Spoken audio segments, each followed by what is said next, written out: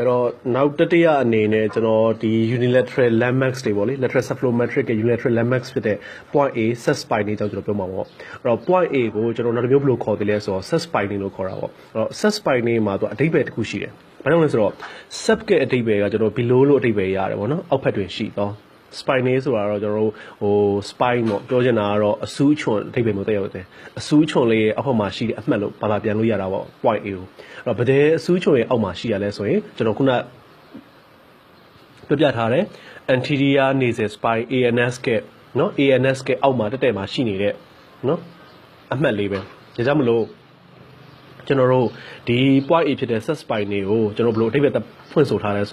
the deepest point in the curvature between anterior nasal spine ANS and inferior most point in the medullary alveolar process. Better cool China Maro, she curvature deepest point was the pure water. Pure no do pass out and nest of Bimo. Pay pass out below pass out less the anterior nasal spinal cord, sujon lane, bene bejale swim, medullary alveolar process, no upon you, about the pon you, the upper zone, inferior most point, upper zone. Bound can be parabolic, anterior nasal spine, inferior most point in the medullary alveolar process look correct. At the above mayo, the above mayo at the ponyo volley, the ponyo,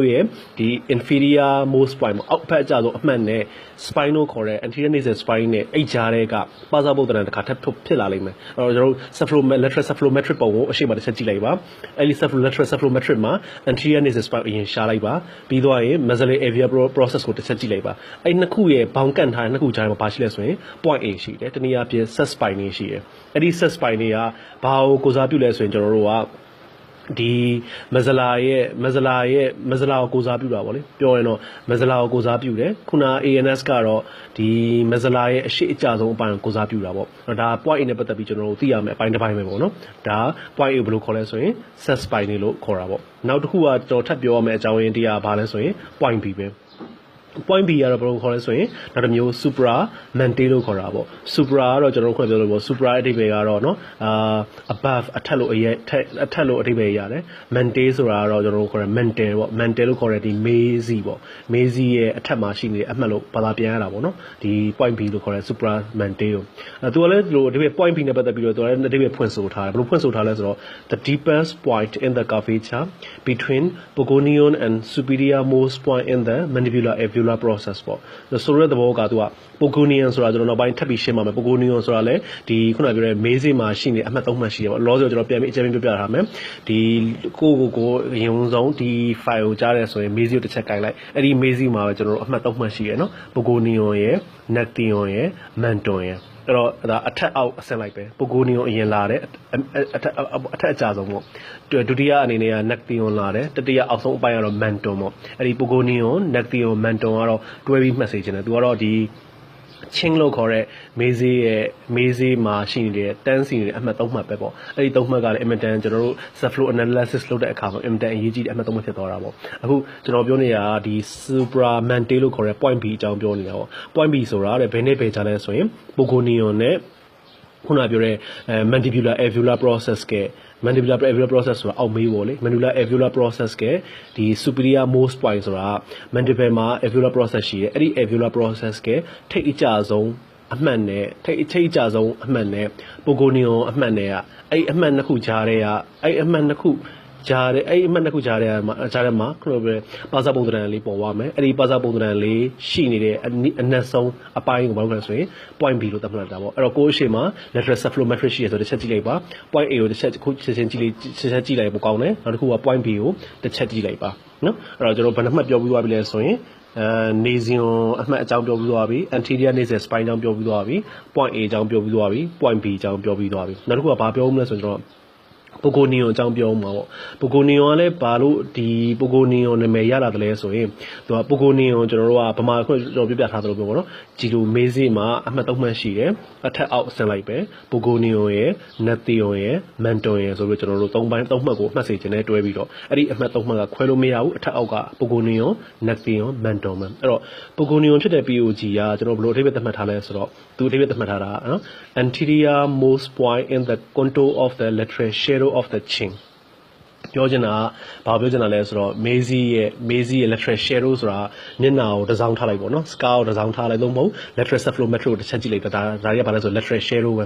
lateral base ရောက်ထားတဲ့ပုံအဲ့ဒီ base ရောက်ထားတဲ့ပုံမှာတဲ့ chin ရှိလိမ့်မယ်တဲ့အဲ့ဒီ chin ရဲ့ most anterior point အရှိအကျဆုံးအပိုင်းပဲနော်အရှိဘက်အကျဆုံးအပိုင်းကအဲ့ဒါပုဂ္ဂိုလ်နီယွန်ပဲအဲ့ဒါပုဂ္ဂိုလ်နီယွန်ရဲ့ neck ရဲ့ manton ရဲ့ဘာကွာလဲဆိုတော့ကျွန်တော်ခုပြောပါမယ်ဘာလို့အရေးကြီးလဲဆိုတော့ဟို manton ရဲ့ခုနပြောတဲ့ဒီပုဂ္ဂိုလ်နီယွန်ရဲ့ neck ရဲ့အမြဲတမ်းနေရာတွေကလွယ်ပြီးထားတဲ့အတွက်ကြောင့်မလို့ပေါ့နော်သူတို့ကဒီ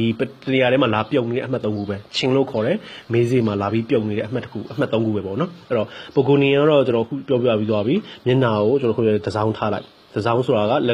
lateral view ပေါ့လေ lateral view ကြည့်တဲ့တဲ့ခါကျရင်မေးစေးကိုတစ်ချက်ကိုင်းမေးစေးရဲ့တနည်းအားဖြင့်ဒီ mandible ရဲ့ chin ပေါ့လေအဲ့ဒီ chin ရဲ့ anterior most point အရှိအကျဆုံးအပိုင်းပဲပေါ့အဲ့ဒီအရှိအကျဆုံးအပိုင်းလည်းဘာလို့လဲဆိုရင်ပုဂ္ဂိုလ်နီယွန်လို့ခေါ်တယ်ပေါ့နော်တစ်ချက် lateral cephalometrics ကိုအရှိမှရှိနေတယ်ဆိုတစ်ချက်ကြည့်လိုက်ပါနောက်တစ်ခု scar ကိုအရှိမှရှိနေဆိုရင် scar ကိုတစ်ချက်ကြည့်လိုက်ပါမေးစေးနေရအောင်ပေါ့နော်နောက်တစ်ခုက neck theon GN ပေါ့ the most anterior and inferior point on the lateral shadow of the chin သူကျတော့ဘာထူးဆန်းသွားတယ်လဲဆိုတော့ neck theon ကျတော့ဘာပါလာပြီလဲဆိုတော့သူက inferior point ဆိုတဲ့စကားလုံးကပါလာပြီပေါ့နော်ဒီ chin လို့ခေါ်တဲ့မေးစေးရဲ့အရှိအကျဆုံးနဲ့အောက်ဖက်အကျဆုံးအပိုင်းမှာလို့သူကဟိုအဓိပ္ပာယ်ဖွင့်ဆိုထားတာပေါ့တကယ်တော့ကျွန်တော်တို့က neck thin ကိုအမှတ်သတ်မှတ်တဲ့အခါကျရင်ကျွန်တော်ဟိုတကယ်တမ်းရှာလိုက်တာ lateral cephalometrics မှာခဲတယ်နဲ့ခဲသားမှာအဆက်လေးချလိုက်တာတကယ်တော့ပုဂ္ဂိုလ်နီကိုအရင်အဆက်ချတယ်ပုဂ္ဂိုလ်နီကလွယ်တာကို anterior most point ဖြစ်တဲ့ကြောင့်မလို့ chin ရဲ့ anterior most point ဖြစ်တဲ့ကြောင့်ပုဂ္ဂိုလ်နီကိုအရင်အဆက်ချတယ်ပြီးတော့ရင် manton ကိုအရင်အဆက်ချတယ်ဒါက manton ကိုလည်းအဓိပ္ပာယ်ဖွင့်ဆိုထားတယ် the inferior most point ပေါ့မေးစေးရဲ့အောက်အကျဆုံးအပိုင်းအဲ့တော့မေးစေးတစ်ခုကိုလက်နဲ့ချက်ကိုင်းလိုက်ပါကိုင်းလိုက်ပြီးတော့အရှိအကျဆုံးအပိုင်းမှာတစ်မှတ်မှတ်မယ်အောက်ဖက်အကျဆုံးအမှတ်မှာတစ်မှတ်မှတ်မယ်ဆိုတော့သဘောကပုဂ္ဂိုလ်နီကိုတစ်မှတ်မှတ်မယ် manton တစ်မှတ်မှတ်မယ်ပုဂ္ဂိုလ်နီဆိုတာက anterior most point of the chin ဖြစ်တဲ့အတွက်ကြောင့်မလို့ manton ကတော့ inferior most point of the chin ဖြစ်တဲ့အတွက်ကြောင့်မလို့ပေါ့အဲ့ဒီပုဂ္ဂိုလ်နီနဲ့ manton ကိုအလက်တက်ရနေနော်တဝက်တတိကိုအဲ့တဝက်တတိနေရာလေးမှာအမှတ်လေးတစ်ချက်ချလိုက်ပါအဲ့ဒါလေးကဘာလဲဆိုရင် neck theon ပဲneck theon ကဘာလို့ဆိုတော့သူက most anterior and inferior point on the chin ဖြစ်တဲ့အတွက်ကြောင့်မလို့သူက neck theon ကိုလိုက်ရှာနေမယ့်အစားပုဂ္ဂိုလ်နီကိုအရင်ရှာ manton အရင်ရှာပို့လွယ်တယ်ပြီးတော့မှ neck theon အလဲကကျွန်တော်ချလိုက်ပေါ့နော်အဲ့ဒါဆိုရင် chin မှာအမှတ်3မှတ်ဖြစ်သွားပြီပုဂ္ဂိုလ်နီကို neck theon manton ဒါဆိုရင်ဒီအမှတ်3မှတ်နဲ့ပတ်သက်ပြီးတော်တော်နားလည်သွားပြီပေါ့နော်နောက်တစ်ခုကတော့ဘာလဲဆိုရင် basion ပေါ့ basion ကတော့သူအဓိပ္ပာယ်သတ်မှတ်ဖို့ဆိုထားတာကတော့ဟို basion နဲ့အမြဲတမ်းတွဲပြီးနားလည်ရမှာက foramen magnum အဲ့ဒီ foramen magnum ကဘာလဲပြောပါဆိုကျွန်တော်တို့ဒီ spinal cord လို့ခေါ်တာပေါ့ဟိုအာရုံကြောမအကြီးပေါ့ဒီခုနပြောတဲ့ဒီကြောရိုးစစ်ကနေပြီးတော့ဒီခုနပြောမှီးညောင်ရိုးအထီကိုတောက်လျှောက်သွားနေတဲ့ဘာကြီးရှိလဲဆိုရင် spinal cord လို့ခေါ်တဲ့အာရုံကြောမကြီးရှိတယ်သူအဓိကဒီခုနပြောတဲ့ဒီ central nervous system မှာအဓိက main ဖြစ်နေတာပေါ့ brain ရဲ့နောက်က spinal cord ကပေါ့အဲ့ brain ကတော့ခုနပြောသလိုပဲအပေါ်အောက်ကအခန်းကခုနပြောတဲ့ cranial base မှာ anterior cranial base middle cranial base and posterior cranial base ဆိုပြီး cranial base 3ခုရှိတယ်ပေါ့ပြောရရင်တော့ brain ထိုင်နေတဲ့ကျမ်းပြင်ပေါ့ကျမ်းပြင်ပေါ့အိမ်ဦးကျမ်းပြင်က anterior cranial base ပေါ့လေအဲ့တော့ brain ထိုင်နေတဲ့ကျမ်းပြင် anterior cranial base ကmiddle cranial base က posterior cranial base ကဆိုပြီးရှိတာပေါ့ brain အပေါ်ကအမိုးကကျတော့ခုနပြောတဲ့ဒီ bone တွေပေါ့နော်ဟို frontal bone ရှိမယ် parietal bone ရှိမယ် occipital bone ရှိမယ်နောက်တစ်ခုကဒီစုချာရင်းနဲ့ပြောမယ်ဆိုတော့စုချာတွေကတော့အများကြီးပဲ။ဘာကြောင့်လဲဆိုတော့အဲ့အများကြီးလို့ပြောရဲဆိုရင်ခုနပြောတဲ့ frontal bone တို့ occipital bone တို့နောက်တစ်ခုကဘာလဲဆိုရင် parietal bone တို့ပေါ့။အဲ့ bone တွေကိုကျွန်တော်ဆက်လိုက်တယ်ဆိုရင်ဘာတွေရလာလဲဆိုတော့ scar လို့ခေါ်တဲ့ဥကောင်းခွန်ကြီးရလာပေါ့။အဲ့ဒီ scar ကတော့တကယ်တော့ဘာလဲဆိုရင်ခုနပြောတဲ့ဒီကျွန်တော်တို့ဒီ brain ပေါ့လေ brain ရဲ့ကျွန်တော်တို့ဘာလို့ပြောလို့ရလဲဆိုရင် roof ပေါ့ခေါင်းမိုးလို့ပြောလို့ရတယ်အဲ့တော့ brain ရဲ့ roof ကိုလည်းကျွန်တော်သိသွားပြီ brain ရဲ့ခုနပြောတဲ့ဒီအခြေဖြစ်တဲ့တနည်းအားဖြင့် brain ရဲ့ဒီ champion ဖြစ်တဲ့ဒီ cranial base အကြောင်းလည်းသိပြီးသွားပြီပေါ့နော်အဲ့တော့ဘာလို့ကျွန်တော်အဲ့လောက်ထိရှင်းပြနေရလဲဆိုတော့ဒီ basion လေးနားလည်ဖို့အတွက်ကို foramen magnum ဘယ်ကလာလဲဆိုတော့ကျွန်တော်ရှင်းပြနေရတာပေါ့အဲ့တော့ foramen magnum ဆိုတော့တကယ်တော့နာမည်လေးတစ်ခုပဲပေါ့လေဘာနာမည်လေးလဲပြောပါဆိုရင် foramen magnum ဆိုတာကဒီ spinal cord က scar တွေကိုဝင်မဲ့တကယ်အပေါက်ကြီးကြီးပဲပေါ့အဓိကဘာလဲဆိုရင် brain နဲ့ spinal cord ကိုဆက်တဲ့နေရာလေးမှာအဲ့ဒီ scar မှာဘာရှိလဲဆိုရင်ဒီဘာဖြစ်လာလဲဆိုတော့ဒီ foramen magnum ဖြစ်လာတော့အဲ့ foramen magnum ရောဘယ် scar ရဲ့ဘယ်ဘုံကဖြစ်လာလဲပြောပါဆိုရင်တော့ကျွန်တော်တို့ occipital ဘုံကဖြစ်လာတာပဲနော် occipital ဘုံပေါ့အဲ့တော့ foramen magnum ကဘယ်မှာရှိလဲဆိုရင် occipital ဘုံမှာရှိတယ်ဒီကလိုကိုရှေ့မှာ grand anatomy ရှိတယ်တော့ grand atlas of anatomy ရှိတယ်တော့လည်းအခြား anatomy စာအုပ်တစ်ခုရှိရဆိုရင်တော့တစ်ချင်းဒီ scar ကိုတစ်ချက်လှမ်းကြည့်လိုက်ပါဘောနော်အမှတွေ့လိမ့်မယ်ကျွန်တော်တို့ occipital ဘုံရဲ့ occipital ဘုံက foramen magnum ဖြစ်စေတယ်အဲ့ဒီ foramen magnum ရဲ့ foramen magnum မှာကျွန်တော်တို့ကသူကဝါလုံးပုံသဏ္ဍာန်သူကဘာလေးလဲဆိုရင်အပေါက်ဝါတစ်ခုပဲအဲ့ဒီအပေါက်ဝါလေးကိုကျွန်တော်တို့ကနာမည်ပေးလိုက်တယ် spinal cord ဝင်တဲ့အပေါက်ဝါကို foramen magnum လို့နာမည်ပေးလိုက်တယ်အဲ့ဒီအပေါက်ဝါမှာကျွန်တော်တို့ဒီ anterior ring ဆိုတာရှိတယ်နှာခမ်းသားပေါ့လေဝါလုံးဆိုမှတော့ wine နေတဲ့ကြောင့်မလို့နှာခမ်းသားလို့ပဲကျွန်တော်ပြောရမှာပေါ့နှာခမ်းသားမှာကျွန်တော်တို့ကလူရဲ့မျက်နှာနဲ့ဥကောင်းခွန်မျက်နှာပေါ်မူတည်ပြီးတော့ခုနပြောတဲ့ anterior ring နဲ့ posterior ring နဲ့ lateral ring နဲ့ဆိုပြီးထပ်ပြီးတော့သတ်မှတ်လိုက်တာပေါ့ပြောရရင်တော့ဒီအဝိုင်းပုံသဏ္ဍာန်ရေကန်တကန်မှာဆိုရင်ဒါအရှိဘက်ကရေကန်အနာသက်ဒါအနောက်ဘက်ကရေကန်အနာသက်ဒါကတော့ဒီ lateral လို့ခေါ်တဲ့ဘေးဘက်ကရေကန်အနာသက်တွေရယ်ဆိုပြီးပြောလိုက်တဲ့သဘောမျိုးပဲအဲ့တော့အခုကျွန်တော်ပြောမဲ့ဒီ basion ကဘသူရဲ့အနာသက်လဲပြောပါဆိုရင် anterior rings of foramen magnum ပေါ့ spinal cord ကြီး brain နဲ့ကိုလာချိတ်ဆက်မဲ့အပေါက်ဝါရဲ့ anterior ring လို့ခေါ်တဲ့ဥကောင်းခွန်ရဲ့အရှိဘက်ဒီ foramen magnum ring ရဲ့အရှိဘက်အနာသက်ပဲ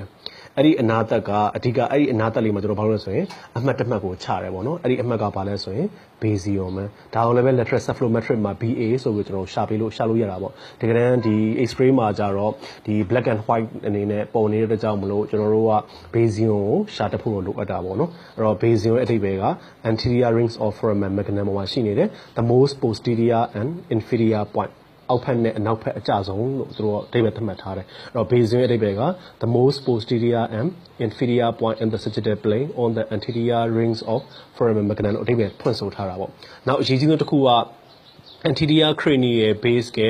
ဒီ landmarks တွေလို့ပဲပြောရမှာပေါ့ cellar ဆိုတာနောက်ဆုံးပဲဒါ unilateral landmarks ပေါ့ unilateral head tissue landmarks တွေထဲမှာနံပါတ်6ခုမြောက်ကတော့ cellar ပဲ S ပေါ့လေ cellar ကလည်းအရေးကြီးတယ်ဘာလို့လဲဆိုတော့ cellar tarsica လို့ခေါ်တာပေါ့သူကအဓိကဘာလဲဆိုရင်တော့ဒီ anterior cranial base မှာပဲထပ်ပြီးတော့နေရာလေးတစ်ခုပဲပေါ့ anterior cranial base သို့မဟုတ်middle cranial base နဲ့ဘာလဲဆိုရင် posterior cranial base က brain ရဲ့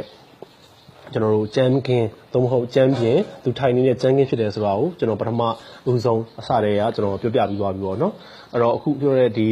pituitary gland လေးလာထိုင်နေတဲ့ဘာရှိလဲဆိုရင် cellar tarsica ဆိုတာရှိတာပေါ့လေအဲ့ဒီ cellar tarsica လေးကတနည်းအားဖြင့်ဘယ်လိုခေါ်လဲဆိုရင် pituitary fossa လို့လည်းခေါ်တယ်အဲ့တော့ anatomy ထမ်းနေနေကတော့ cellar tarsica လို့ခေါ်တယ်တနည်းအားဖြင့် pituitary fossa လို့ခေါ်တယ်ကိုယ့်ရှေ့မှာဒီ anatomy grand စာအုပ်တော့ grand anatomy atlas of anatomy ရှိရဆိုရင်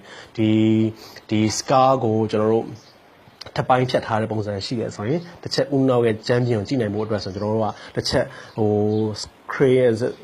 cranial base ကိုဖြစ်စေတာတော့ကျွန်တော်ပြန်ပြောပြပါမယ် anterior cranial base ကmiddle cranial base က posterior cranial base ကိုဖြစ်စေတာပေါ့ anterior cranial base ကအဓိကတော့ဘယ်သူကဘယ်ဘုံကပေးရလဲပြောပါဆိုရင်တော့အဓိကတော့ဒီ frontal ဘုံပဲပေါ့လေနောက် middle cranial base ကိုပေးတာကတော့ခုနပြောတဲ့ဒီဘာဘုံလဲပြောပါဆိုရင်sphenoid ဘုံရဲ့နောက်တစ်ခုကtemporal ဘုံရယ်ပေါ့နော်အဓိကဒီဘုံနှစ်ခုကဘာကိုပေးလဲဆိုရင်နောက် parietal ဘုံနဲ့ပေါ်တာပေါ့ middle cranial base ထဲမှာ middle cranial base ပြီးတော့ posterior cranial base ကအဓိကအပိုင်းကတော့ဘာလဲဆိုရင် occipital ဘုံပဲအဲ့ဒီ posterior cranial base ကိုဖြစ်စေတာပေါ့အဲ့တော့အရင်ကကျွန်တော်တို့မှာဒီ brain ရဲ့ကြမ်းပြင်းကိုကျွန်တော်မြင်သွားပြီပေါ့မြင်သွားပြီဆိုရင်အခုပြောတဲ့ဒီ cellar tarsica လေးကဘယ်နှမှာရှိလဲဆိုရင် cellar tarsica လေးကဒီ middle cranial base လို့ပဲပြောရမှာပေါ့ middle cranial base ကဒီဟိုပေါ်မှာရှိတာပေါ့ဘာဘုံလဲပြောပါဆိုရင် sphenoid ဘုံထဲမှာရှိတယ်နော်ဟိုလိပ်ပြတောင်ပံသို့မဟုတ်လိပ်ပြတောင်ပံနဲ့ဖြန့်ကျက်နေတဲ့ဘုံပဲအဲ့တော့လိပ်ပြပုံစံလေးရှိတာပေါ့သူ့ဒီ cranial base ကိုကျွန်တော်တို့ဥကောင်းခွန်ကို ပေါ်ကနေပြီးတော့ထပ်ပိုင်းဖြတ်ပြီးတော့တက်တက်ကြည့်လိုက်ရင်လိပ်ပြပုံသဏ္ဍာန်လို့ဘယ်ညာဘက်တောင်မှန်ဘယ်ဘက်တောင်မှန်နဲ့ဖြန့်ကျက်နေတဲ့ဒီ sphenoid bone ဆိုတာရှိတယ်အဲ့ဒီ sphenoid bone ပေါ်မှာဘာရှိလဲဆိုရင် cellular tarsica ဆိုတာရှိတယ်အဓိကတော့ pituitary gland လေးလာပြီးတော့ထိုင်နေတဲ့သူ့ရဲ့ထိုင်ကုန်ပဲတနည်းအားဖြင့်သူ့ရဲ့ထိုင်နေတဲ့ကျမ်းပြင်ပဲပေါ့ brain ကြီးကလည်းပဲဒီ cranial base မှာထိုင်နေတယ်ခုနပြောတဲ့ဒီ pituitary gland လေးကလည်းပဲဘယ်မှာထိုင်နေလဲဆိုရင်cellular tarsica လို့ခေါ်တဲ့ pituitary fossa ထဲမှာထိုင်နေတာပေါ့အဲ့ဒီ pituitary fossa လေးမှာသူကထိုင်နေတယ်အဲ့ထိုင်နေတဲ့ center လို့ခေါ်တဲ့အလယ်အမှတ်လေးဘာလို့ခေါ်လဲဆိုရင်ကျွန်တော်တို့က cellular s လို့ပြီးတော့အဓိပ္ပာယ်သတ်မှတ်လိုက်တာတကယ်တမ်း lateral cephalometrics မှာကျတော့ black and white နေနဲ့ပေါ်နေတဲ့အချိန်မှာအဲ့ဒီမှာပါစာပုံသဏ္ဍာန်လေးပေါ့ဒီ nasion နဲ့မတန်တန်းပေါ့လေဟိုဆိုတဲ့သဘောကနေဇီယွန်နဲ့နည်းနည်းလေးကြည့်လိုက်မယ်ဆိုရင်တဒန်းနဲ့ကြနေလောက်မယ်ပေါ့နော်ဒါဆိုညာလည်းပဲဟိုတဒန်းနဲ့ကြမလားမြင်းဖြောက်လို့တဒန်းကြမလားဆိုတော့မဟုတ်ဘူးနည်းနည်းလေးသူကနည်းနည်းလေးအောက်ဘက်ကိုနည်းနည်းလေးနှိမ့်ပြီးတော့ရှိနေမှာပေါ့ဆယ်လာလေးကနော်ဟိုကြည့်လိုက်မယ်ဆိုရင်ပါစပုံသဏ္ဍာန်လေးနဲ့ S လေးကို lateral cephalometrics မှာတွေ့ပါလိမ့်မယ်ဒါဆယ်လာရဲ့တီနီယာကျွန်တော်ပြောချင်တာပေါ့အဓိကတော့ဆယ်လာဆိုတာ cellular tarsica နော်တနည်းအားဖြင့် center of the pituitary fossa ပါပဲအခုကျွန်တော်ဗာပြောသွားပြီလဲဆိုရင်ဒီ unilateral head tissue landmarks အနေနဲ့ nasion ပြောပြီးသွားပြီ anterior nasal spine ANS point A set spine နဲ့ point B supramante point pogonion POG nathion GN menton ME နဲ့ basion BA cellular SK ဆိုပြီးအလုံးပေါင်း6မှတ်စာပြောပြီးသွားပြီအခြားကျွန်တော်အရင်တော့ကဒီ cranial base မှာရှိနေတဲ့အမှတ်တွေ medulla မှာရှိနေတဲ့အမှတ်တွေ mandible မှာရှိနေတဲ့ landmarks တွေဆိုပြီးတော့ကျွန်တော်အရင်တော့ classification တစ်ခုနဲ့ခွဲပြသွားတယ်အခုခွဲတဲ့ classification ကတော့ unilateral landmarks ဆိုပြီးတော့ခွဲထားတဲ့ classification ပါပဲဒီအမှတ်တွေကခုနပြောလိုမျိုးပေါ့ဒီမျက်နှာမေယိုဂရင်ဥကောင်းတစ်ခုလုံးမှာတစ်မှတ်ပဲရှိတယ်နော် single landmarks တွေပဲ